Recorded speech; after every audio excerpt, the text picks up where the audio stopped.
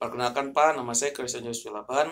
Kali ini saya akan menjelaskan tentang osteoporosis, kelainan gerak pada tulang. Yang pertama adalah pengertiannya. Pengertian osteoporosis sendiri adalah kondisi berkurangnya kepadatan pada tulang. Hal ini menyebabkan tulang menjadi keropos dan mudah patah. Osteoporosis jarang menimbulkan gejala-gejalanya. Yang kedua ada penyebabnya. Osteoporosis disebabkan oleh penurunan kepadatan tulang. Hal ini dipengaruhi oleh kemampuan tubuh untuk melakukan regenerasi pada tulang. Gejala osteoporosis. Osteoporosis terjadi secara bertahap, namun tidak diiringi gejala apapun. Namun saat kepadatan tulang mulai berkurang, dalam satu gejala bisa muncul mudahnya patah tulang. Saat seseorang mengalami keretakan tulang atau patah tulang pada saat cedera yang dialaminya, akan muncul keluhan yang dialami oleh seorang tersebut berupa nyeri, memar, dan bengkak pada area tulang tersebut. Bahkan tidak bisa menggerakkan bagian tulang yang bagian cedera itu. Nah, bagian keduanya adalah klasifikasi dan jenis-jenisnya. Yang pertama ada osteoporosis primer. Jenis ini terdiri dari osteoporosis pasca menopause yang sering terjadi pada wanita dan osteoporosis sejenis ini yang terjadi pada pria, terutama pada usia lanjut dari umur 45 sampai 60 ke atas. Osteoporosis pasca menopause disebabkan karena kekurangan hormon estrogen pada wanita hormon. Hormon estrogen akan membantu proses pengangkutan kalsium ke dalam tulang. Biasanya gejala ini terjadi pada wanita berusia antara 51 sampai 75 tahun. Tetapi gejala tersebut dapat timbul lebih cepat ataupun sekurang-kurangnya lebih lambat. Osteoporosis yang kedua ada osteoporosis sekunder. Osteoporosis jenis ini dialami oleh 5 pasien penderita osteoporosis. Kondisi osteoporosis sekunder dapat disebabkan oleh keadaan medis lainnya ataupun obat-obatan yang diberikan oleh rumah sakit itu. Yang ketiga adalah osteoporosis juvenil idiopatik. Osteoporosis ini merupakan jenis osteoporosis yang penyebabnya tidak diketahui sama sekali. Hal ini biasanya terjadi pada anak-anak seperti anak-anak seperti kita dan juga dewasa yang memiliki kadar fungsi dan fungsi hormon yang normal.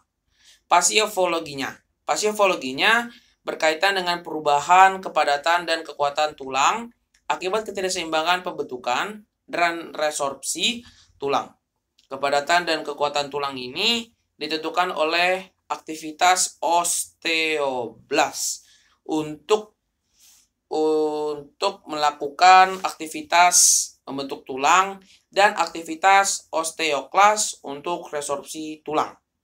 Dan juga selanjutnya adalah puncak massa tulang yang indeks kuat mengakibatkan densitas massa tulang rendah. Berbagai faktor dan juga resiko yang dialaminya, hipogonadisme ini maupun kondisi menopause. Laju turnover tulang yang tinggi akan meningkatkan kehilangan massa tulang sehingga menurunkan kualitas tulang itu sendiri. Yang keempat adalah pengobatannya. Pengobatan dan juga langkah-langkah yang disarankan oleh dokter-dokter. Langkah penanganan utama pada osteoporosis ini adalah mencegah tulang patah dan retak, terutama akibat cedera atau benturan yang keras yang dialami oleh seseorang tersebut. Yang pertama adalah menjaga tubuh tetap bugar dengan olahraga dan menjaga pola makan yang sehat, seperti pada mungkin makan tahu, tempe, dan segala macam lainnya yang mengandung protein. Dan juga menghindari penggunaan alas kaki yang licin di luar rumah, karena itu bisa mengakibatkan fatal jika kita terkena pada benda-benda yang keras, karena akan mengakibatkan benturan yang sangat keras. Yang selanjutnya adalah mengatur letak perabotan rumah dengan baik. Seperti misalnya kita menaruh benda-benda yang keras seperti mungkin meja atau kursi agar kita tidak terkena oleh benda itu sehingga mengakibatkan tulang kita mungkin akan cedera atau berakibat memar. Dan juga selanjutnya adalah memasang pegangan dinding jika kita merasa tempat itu sangat butuh untuk alat seperti itu. Sehingga apapun nanti kita lakukan, kita tidak mudah untuk terpeleset ataupun jatuh. Selanjutnya adalah memasang karpet. Karena dengan memasang karpet, kita kalau misalnya memakai alas yang licin seperti kaos kaki, kita tidak akan mudah terjatuh. Karena dengan itu, kita bisa melakukannya dengan cara memasang karpet itu di setiap sudut ruangan yang kita merasa itu licin. Selain itu, selain menjaganya patah tulang, dokter juga bisa menyarankan kita untuk berobat.